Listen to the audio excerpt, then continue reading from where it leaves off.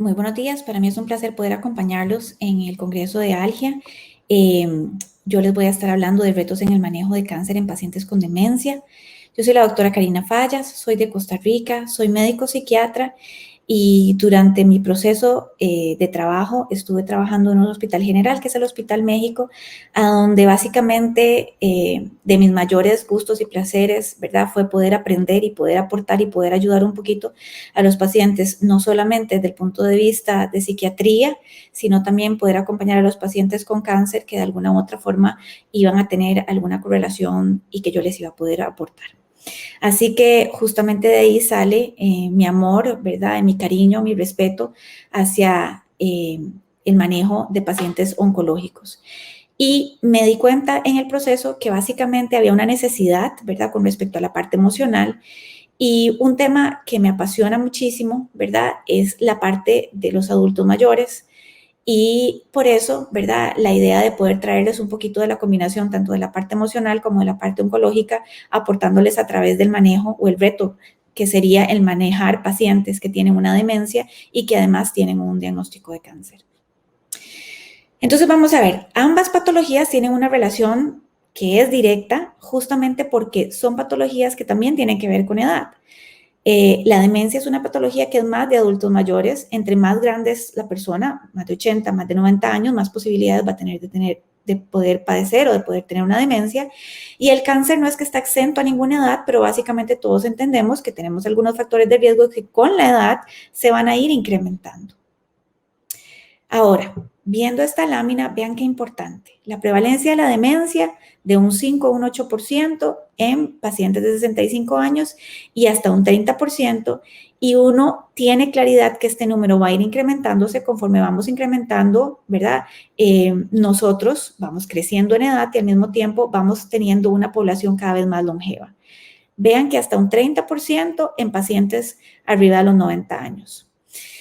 ¿Qué pasa con respecto al cáncer? Muy claro, es la segunda causa de muerte a nivel del mundo y es la responsable de 1 de cada 6 defunciones a nivel mundial. Vean que se va a incrementar su incidencia. Para el 2000, entre 2010 y 2030 tendríamos aproximadamente un 67% de pacientes arriba de 65 años o más que van a tener un diagnóstico de cáncer en algún momento. Y por supuesto que a la hora de combinar ambas patologías es inevitable, ¿verdad?, que yo las vaya a tener que relacionar.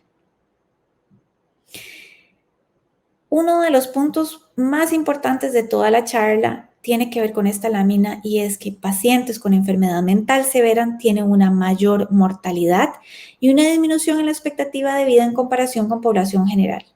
¿Por qué? Porque hay más medicina preventiva en pacientes que no tienen una enfermedad mental severa. Entonces, ¿a qué llamamos una enfermedad mental severa? A una demencia, ¿verdad? O a un trastorno neurocognitivo mayor, a una esquizofrenia, a un trastorno afectivo bipolar. Pero dentro de estas enfermedades mentales severas está la demencia. ¿Y por qué es importante esto? Porque recordemos que si yo tengo una capacidad para poder pensar, para poder tener una cognición al 100%, para poder defenderme, para poder expresar realmente lo que yo estoy sintiendo, probablemente voy a poder decir más fácil, me duele algo, y voy a ir a buscar preventivamente qué es lo que está generando el dolor.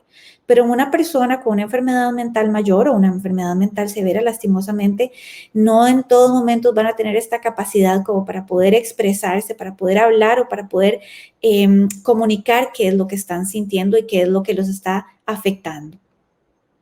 Entonces, el reto número 1 va a ser poder diagnosticar una demencia en un paciente con cáncer.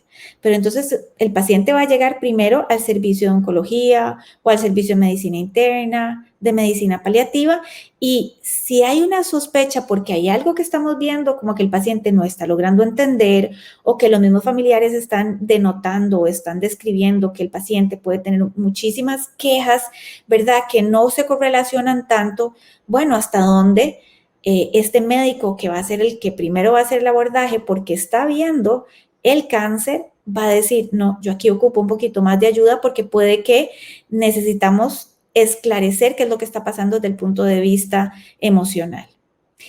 Cuando hablamos de una demencia, hablamos de un trastorno neurocognitivo mayor en el cual vamos a tener una alteración en la atención, en las funciones ejecutivas, en el aprendizaje, en la memoria de corto, de largo plazo, en la fluidez verbal, en la percepción visoespacial, en las funciones de percepción y las visoespaciales, en la cognición social. Entonces, estamos hablando de personas que no pueden tomar decisiones tan fácilmente, que les cuesta muchísimo poder simplemente entender qué es lo que yo les estoy pidiendo, que puedan responderme en una entrevista clínica, que no están teniendo la capacidad como para poder lograr comprender qué es el diagnóstico de cáncer a sabiendas de que inclusive no se sienten cómodos en un ambiente donde está frente a un médico, haciéndose exámenes de laboratorio, teniendo que someterse a biopsias, teniendo que estar enclaustrado en un lugar para poder hacerle un TAC, una resonancia magnética, justamente porque sus funciones cognitivas no le están dejando o no le están dando la oportunidad para que pueda poder tomar ese tipo de decisiones. Entonces, por ejemplo, hay un estudio que se hace, ¿verdad? De presentación, diagnóstico y tratamiento de pacientes adultos mayores con cáncer de colon y que además tenían una comorbilidad de demencia, y lo que se tiene claro es que justamente de estos 17.500 pacientes con diagnóstico ya propio de demencia, tenían menos posibilidad de que se les llegaran a hacer biopsias y no se les hacía un estadiaje apropiado. ¿Por qué? Porque básicamente la misma condición emocional o la misma enfermedad mental mayor hacía que esto no fuese posible. Entonces, por supuesto que estos pacientes iban a tener menos posibilidades de tener tratamientos curativos porque no llegaban a tener un estadiaje. Y en cáncer de mama y Alzheimer, ¿qué pasa? De este estudio, ¿verdad?, de tratamiento de cáncer de mama en pacientes con enfermedad de Alzheimer, uno tiene claro de que estos 50.460 adultos mayores que fueron estudiados, ¿verdad?, se tiene claro que la demencia fue un factor de riesgo independiente para el momento que se hace el diagnóstico. ¿Por qué? Porque básicamente las pacientes llegaban con un cáncer de mama que ya era avanzado. Entonces, vean qué difícil es que uno mismo vaya a hacer un diagnóstico, ¿verdad? Cuando básicamente el paciente viene y consulta por el cáncer, pero no viene y consulta por la demencia tan sencillo. Puede que lo hayamos normatizado, puede que el mismo familiar ni siquiera se haya dado cuenta de que había una condición premórbida de base que estaba interfiriendo. El problema es que tenemos a este paciente que ya tiene un cáncer, que además le estamos haciendo un diagnóstico de demencia, ¿verdad? Y resulta que una de las mayores comorbilidades, que sería el reto número 2, es que ambas patologías pueden tener un delirium sobreagregado. Entonces, tenemos que tomar en cuenta que tanto la quimioterapia como la radioterapia, como las cirugías de cualquier dolor, como los tratamientos en sí, van a generar que tanto el paciente con demencia sin cáncer como el paciente de cáncer sin una demencia pueda tener un delirio.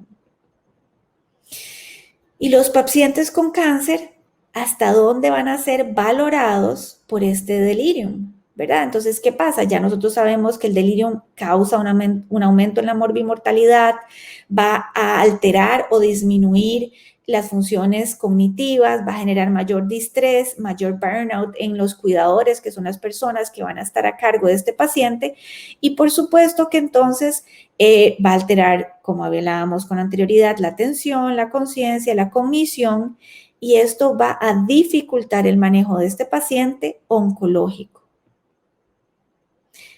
Estos pacientes que tienen un delirium, después de una cirugía, el porcentaje de que vaya a incrementarse o que lo vayan a presentar va a ser de un 10 a un 50%, y en pacientes que están ya siendo valorados a nivel de medicina paliativa, la prevalencia va de un 20 a un 90%.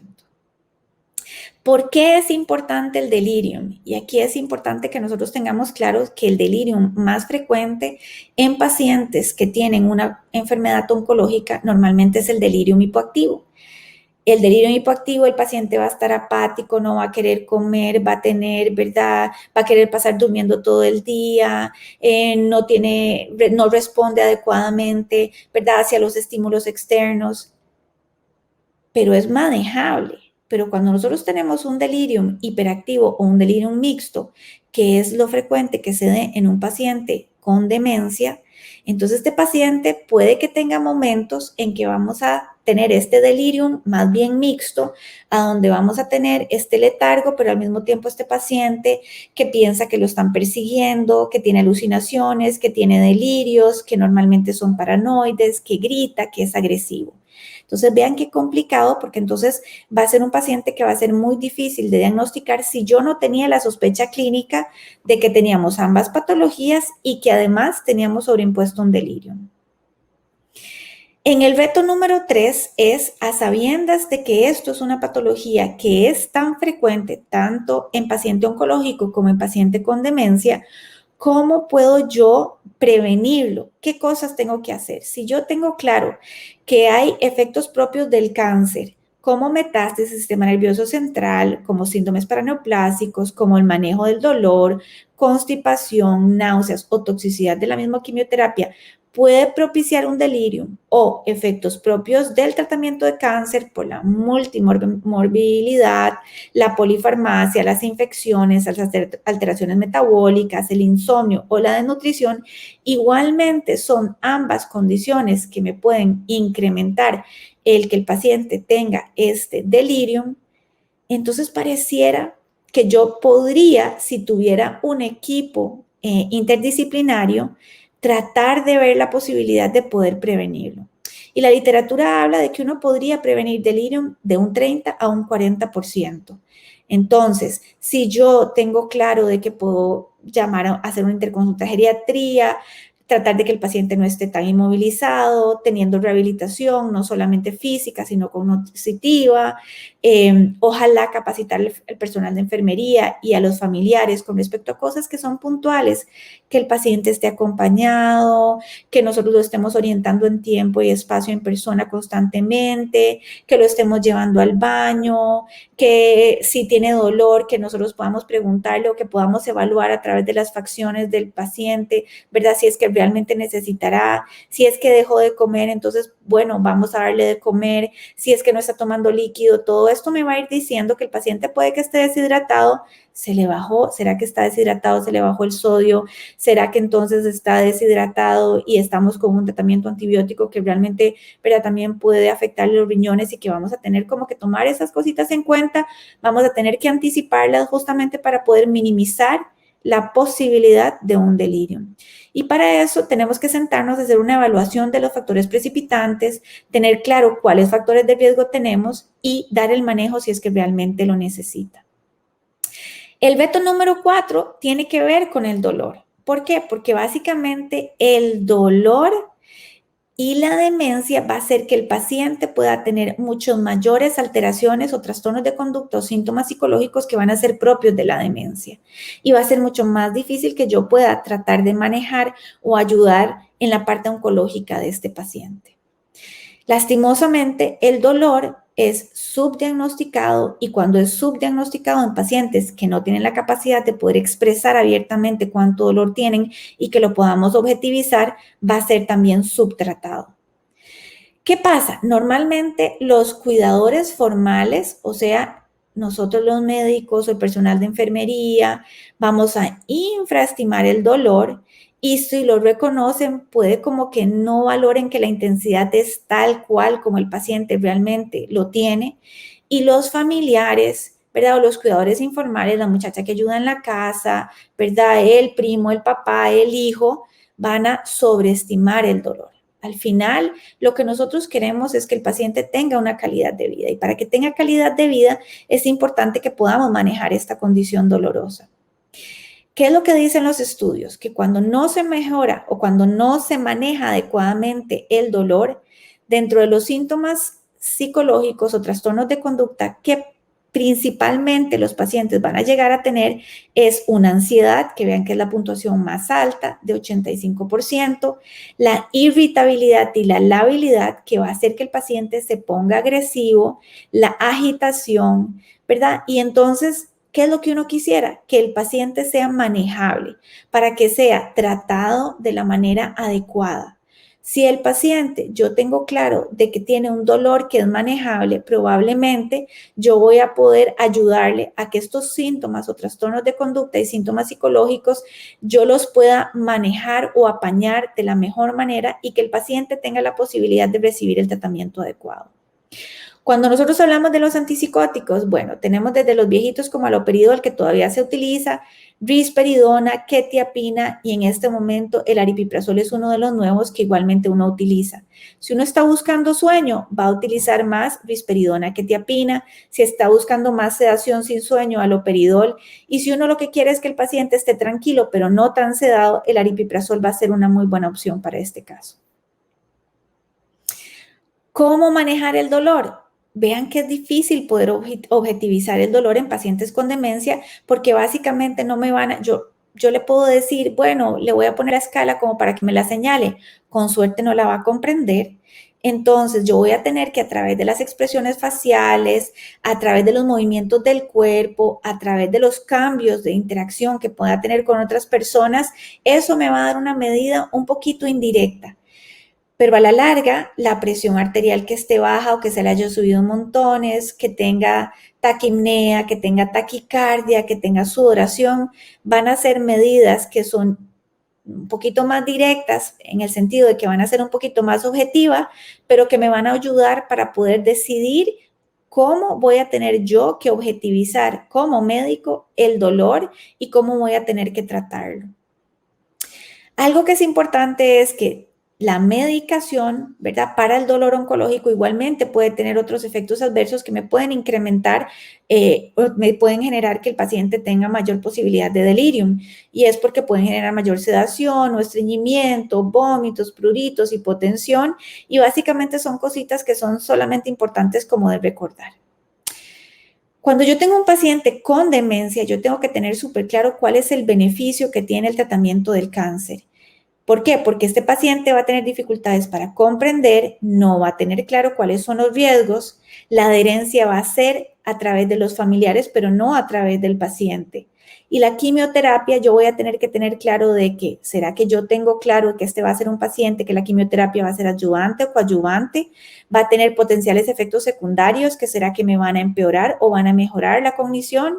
Entonces, son decisiones que no son sencillas de tomar justamente porque aquí entra en el camino que el paciente puede que no tenga un juicio crítico apropiado para tomar decisiones y que yo voy a requerir enteramente de la familia y del equipo tratante para que hagan una diada en común a sabiendas de que van a estar pensando en el paciente si es que el paciente tiene una demencia con un estadio avanzado y no simplemente un deterioro cognitivo. Si el paciente tiene un deterioro cognitivo y está en capacidad para tomar decisiones, entonces este paciente va a tener la posibilidad de poder decidir de la mano con su familia qué quisiera hacer. Pero en un paciente con demencia como tal, que es lo que hemos venido hablando, que es muy frecuente que tenga una delirium sobreagregado, etcétera, la familia es la que tendría que tomar la decisión junto con el equipo tratante. ¿Será que los pacientes con cáncer y demencia reciben tratamientos menos agresivos al final de la vida? Uno tiene claro que en pacientes sin demencia es mayor la capacidad, ¿verdad?, de que uno se la vaya a jugar para poder hacer procedimientos invasivos, de que tenga hospitalizaciones mayores, de que tenga mayor posibilidades inclusive, ¿verdad?, de estar en una cama de UCI. Pero en un paciente con demencia, ¿verdad?, o sea, puede que lo que requiera el paciente es más calidad de vida y a pesar de que aquí dice que es menor medicina paliativa, puede que esa sea la recomendación y que uno mismo trate de incrementar mayor posibilidad de que el paciente tenga mayor apoyo a través de una unidad de medicina paliativa, que tengamos claro qué es lo que tiene el paciente, pero que vayamos a pensar en que si el cáncer que tiene no es curativo del todo, porque además está en un estadio avanzado, yo voy a tener que poner sobre la mesa cuáles son las decisiones que van a ser las favorables para la calidad de vida de este paciente con demencia y con cáncer que va a requerir una familia que esté al 100% con él. Y el reto principal para ir terminando justamente es que nosotros vamos a requerir un manejo multidisciplinario, porque nada hacemos solamente con que sea el oncólogo el que pueda manejar a este paciente, sino vamos a requerir de medicina paliativa, de terapia física, de la parte nutricional y por supuesto del apoyo o la ayuda para la parte de los trastornos de conducta y síntomas psicológicos que son propios de la demencia para que este paciente y su familia tenga calidad de vida y que para el equipo tratante sean capaces de poder brindarle esta ayuda al paciente. Para finalizar, debido a que el paciente oncológico tiene una causa orgánica demostrable de su patología, los factores emocionales tienden a ser menospreciados. Pero en un paciente con una demencia, lastimosamente, eso mismo sería lo que va a generar que el paciente tenga la posibilidad de poder tener calidad de vida, que es lo que nosotros estamos buscando. Y entonces el manejar la parte emocional no la podríamos minimizar. Yo me despido y muchísimas gracias.